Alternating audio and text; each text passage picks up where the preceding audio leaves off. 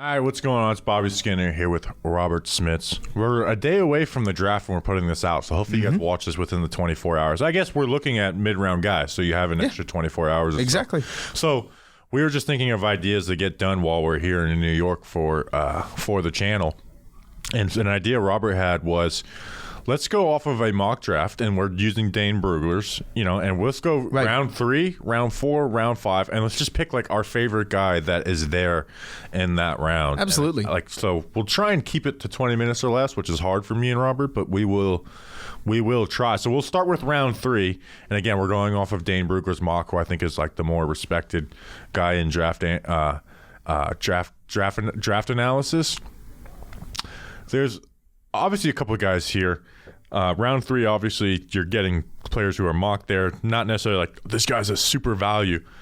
Who was the guy who stuck out for you? Well, it's funny you ask because, so I could talk about Ohio State's Zach Harrison. I think he's got the arms of an alien, almost 35.5-inch arms, plays really good run defense, and the only sacks that he caused were game-winning plays, like forced fumbles, everything in between. But honestly, Bobby, I could name 5 tight ends, and I will try to, that fit here in the third round, whether we're talking about Kraft, whether we're talking about Zach Kuntz, whether we're talking about Luke Schoonmaker, Braden Strange. There are tons of tight ends that are going to fit into this third round that I tend to think could all be studs. I mean, this is a tight end class with so many dudes in it, Bobby, that I almost think waiting for the third round to take your favorite tight end on the board is going to get you better value than a Sam Laporta, than a Michael Mayer, than a Dalton Kincaid, than a lot of these guys, Darnell Washington, that are going to go in the earlier rounds, because these are guys that should be late second to mid second rounders.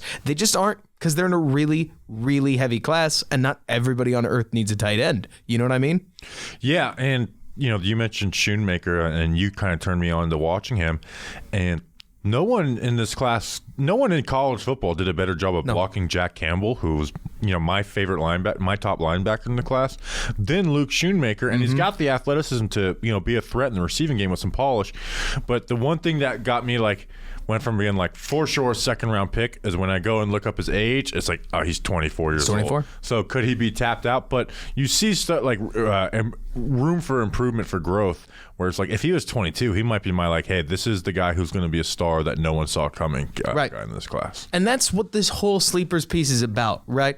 You tell me yours. Who are you looking at that you're saying, look, if he gets to the third round, I want him? So the 4th and 5th round was where I had to make decisions in this. The third round, I actually don't see a ton. I actually see some reaches in this, Yaya Diaby. Third round, I don't see that. Jalen Duncan, the offensive tackle out of Maryland, he's someone who has issues. I love his foot speed, and I could see him growing into a good player, seeing what he puts, if he puts in the work. Kendre Miller, the running back out of TCU, I really like him. But the guy that I land on is just the guy I like the most out of this group, and that is Darius Rush, the cornerback out of South Carolina. He caught our eye at the Senior Bowl when we were down there, not only for his play, but just the guy's so big. I think one of our clips down there is me in the back. I'm he's so freaking big. And he's 6'2", and to me he looks like he's 6'3" with, tackle arms. Right. And the thing that's intriguing about him is he went into South Carolina as a wide receiver and then did a half year, did a year where they played him at both wide receiver and corner, and then a COVID year. And then the last 2 years at full-time corner, he's been pretty solid for them, and he plays to that length. Now, there is issues. He'll lose the release at times. He will, doesn't have that quickness to really stay with one of the superior movers in the NFL. But his ability to recover and get into the catch space is really intriguing. And again, we talk about, hey, these guys taking round 3, 4, and 5. You're asking is, can this guy grow? And a guy who is so new to the position, and I thought played pretty damn well opposite of Cam Smith at South Carolina, Darius Rush is one of my favorite players in this draft. I have him as a second rounder, and it could be a big time miss. There is a lot of potential to miss there, but I really, really like Darius Rush. Oh, yeah. I mean, there's a couple of these long corners. Rush and Julius Brents both come to mind. Not both third rounders, but a couple project-y corners that, especially with the way that some of these corners exploded onto the scene like Castro Fields did in Seattle last year, and especially, I mean, I know this isn't a Giants channel, but the Giants are looking for tall, long, fast, physical corners. A guy like Rush, I mean, you know why his technique issues are present. He's new to the position. So you take him, you figure the rest out later. Super fluid. I was shocked at how many times you could see him, more so than the other corners at the Senior Bowl, recognize what route they're running, drive on it, and come away with the football. And just his ability to recover and get back into the catch space. And then when the rep goes right from him from start to finish, he just totally engulfs players. And again, he's not the quickest player in the world, but he does have the long speed to hang with anybody. Like he had the fastest GPS time down at the Senior Bowl. Like you look at the big screen at South Alabama, and at the top it's Darius Rush with the fastest time speed of the day. Right. It's awesome. But let's get into round 4 because we got to make a 20-minute time where I'll go ahead and kick us off here, where once we get into round 4, I don't know why Jair Brown out of Penn State, the safety, keeps getting projected into this area, because the last guy I saw with his level of instincts, with his level of ability to play in coverage, with his ferocity in the run game, I also saw him get drafted in round 4, but Eddie Jackson had just broken his leg. I'm not playing around here, Bobby, when every time I watch Jair Brown's film, I see instincts, I see him beating corners to tackles that the corners should be able to make, I see all of the want to that you could ever ask inside of a Penn State defense that traditionally coaches the snot out of their DBs. Just take a look at the talent that Joey Porter's able to show. I don't know why people are sleeping on this guy. I mean, I say this with a straight face, Bobby. If he goes in the second round, I won't be surprised, because he has all of the intangibles that I know I'm looking for at safety. What do you see his role in the NFL? And I think this could be why is that he's lower, and I like Jair Brown, but I have like a specific role for him. Right. He's playing in the box for me. Right. He's playing as like that money linebacker. To me, the way he's physical and like actually takes on blocks with pretty good force. Well, he's a good tackler with some big hits, and he actually has some nice little pass rush reps, not just running off the edge and the blitz. To me, like I can put him deep and too high. I don't know if he has necessarily the range to play center field, ran a 4.65 40, but to me, I'm looking like I have a specific role for Jair Brown, and that's in the box. Now, me personally, for being Giants, the Giants need a box safety right now. Right. They really only have deep cover guys, and that's why I like me personally. I'm intrigued. But the guy had 7 tackles for loss, 4.5 sacks. Oh, he's a beast. Year. And then also he's had 10 interceptions the last 2 years, so he has good ball production. To me, the thing about Jair Brown that really hurts him, Bobby, is people talk about range at safety, right? And I could write a thesis, but I'll synonymize it down to this. Your range is a combination of how quickly can you react plus how quick is your foot speed. But people forget that first part is way more important than the second. For the safety position more than any other position. More than any other. Like if you see the play coming and you're a little slower foot speed, Eddie Jackson is not that electric an athlete, Bobby. Like if you go look at his mock draftable, he's not blowing anybody away with 40, but he's able to track deep balls down the field like that interception he had against the Giants, admittedly, that was Tyrod Taylor throwing the football, because he can recognize the throw.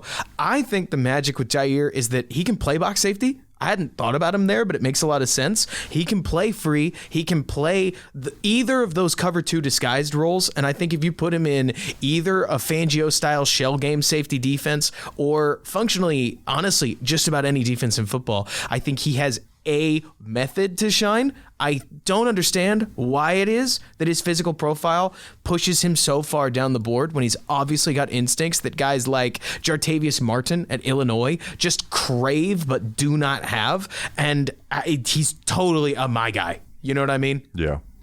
The guy I'm talking about, so I was thinking about going to Marvin Overshone, who was in this mock draft, like one of the last 2 picks in the 4th round.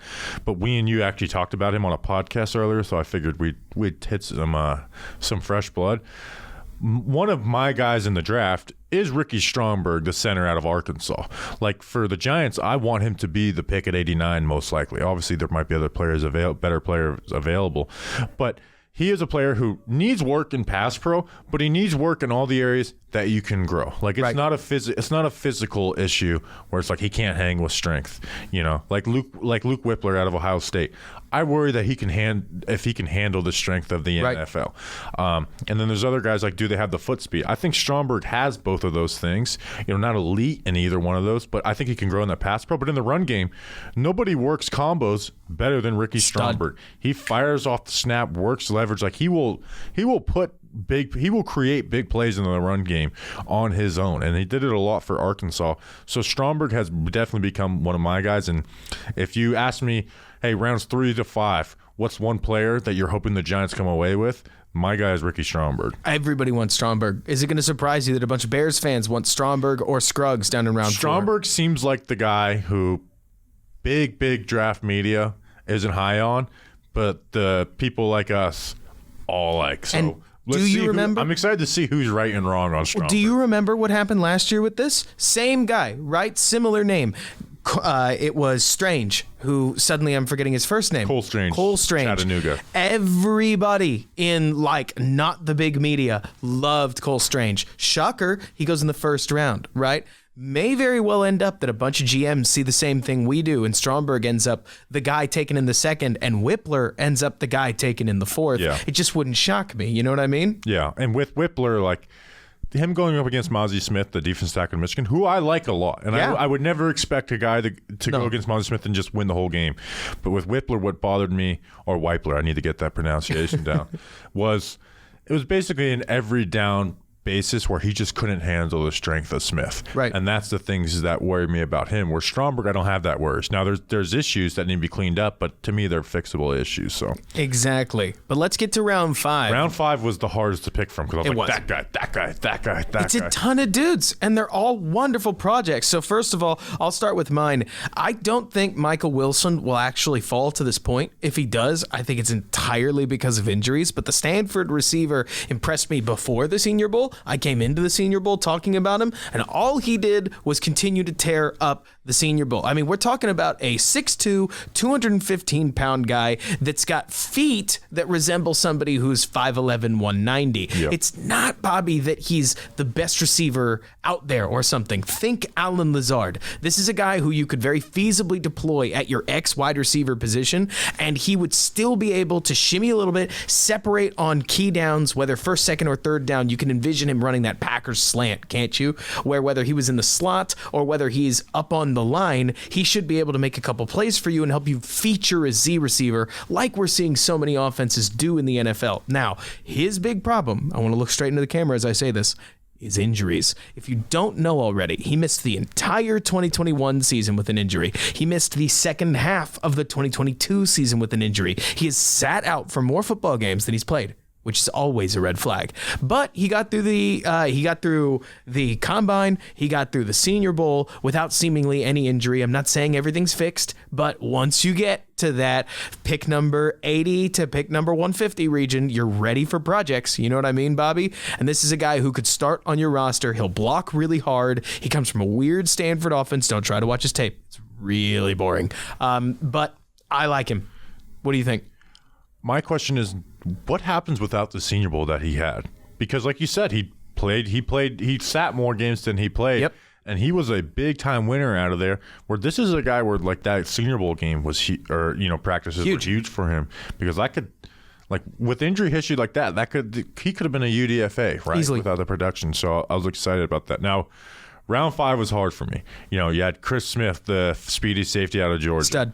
John Gaines, the fastest feet for interior offensive lineman in this class out of UCLA. Another guy I want to, 5th round pick for the Giants. I want.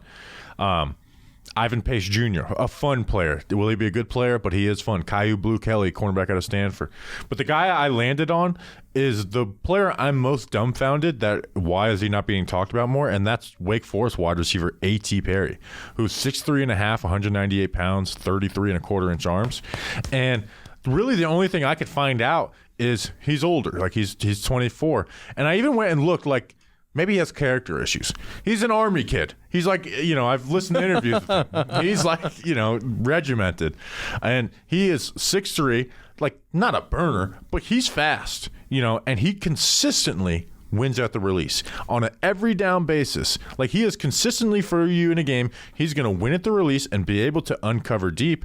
And I think he's a technician at the stem of his routes, like using sell, using that stutter step. Like, is he great at sinking his hips and breaking off those? But he knows that, and he plays that way, where I think he's going to be like a true blue size and separator guy at the next level, where, again, when people say like end of third, fourth round, I'm like, why is he so low? Fifth round to me is insane. Like, is he 2 days away from arthritis? Like, I need to know what the full story on why there's not more love for this guy. Bobby, it has to be Wake Forest. I mean, so we just talked about Michael Wilson. But he had over 1,000 yards the last 2 years, too. I know, but that offense is with so 11 touchdowns and 15 touchdowns too. Oh, totally. It's more that the guys that get pushed up the draft are the guys like Josh Downs, right? I like Josh Downs, receiver out of UNC, but one of the things that makes it so easy to watch Josh Downs is that UNC built their entire offense for him, right? So you get to see option routes, you get to see timing routes, you get to see in-breakers, out-breakers,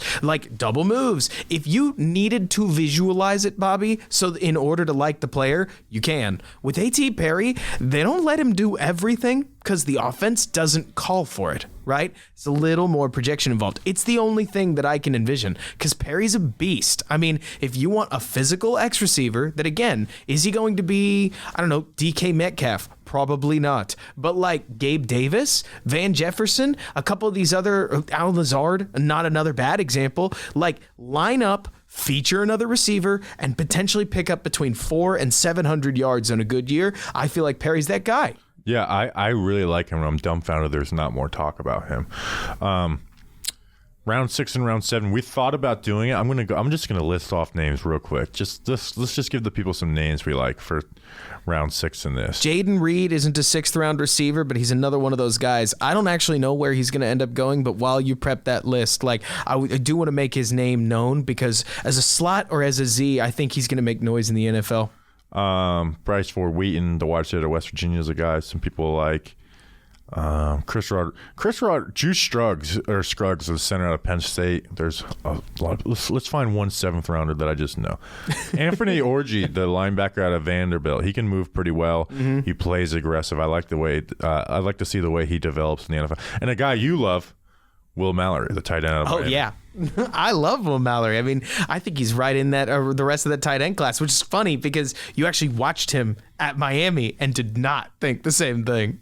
Well, I think he's better than a 7th rounder. Right. And also part of me is just I am a hateful Miami fan where it's like, I want the good old days to come back. But Will Mallory, and I also, watching him as a freshman, I had some higher hopes for him, and he didn't really reach that potential. But yeah, Will Mallory in the 7th round, like I think he had the best 40 time of the combine for best 40 time of the combine. He plays at that wonderful NFL 245 weight. He blocks really well for his size, and that's a big asterisk there because he's not blocking like a 275 pound guy or a 260 pound guy. But one of my favorite things about him, Bobby, is he had 4 offensive coordinators in 5 years, which means this is your buy low moment for Will Mallory, and he's been taught a bunch of offenses. I mean, I know this is so silly, Bobby. This guy grew up in NFL locker rooms. Like he was the son of an NFL coach. So he spent time around the game his whole life. I struggle to imagine him not being one of the quicker guys to contribute and somebody that I wouldn't be surprised to see people turn over their shoulder a couple years from now and be like, how did we miss on Will Mallory in that tight end class? You know what I mean? Yeah. I hope you guys enjoyed this video. Check out all the other stuff we have on the channel, a lot of draft film breakdowns. I'm sure hopefully we get to everybody's team. So appreciate you guys. We will see you on the next one. See you later.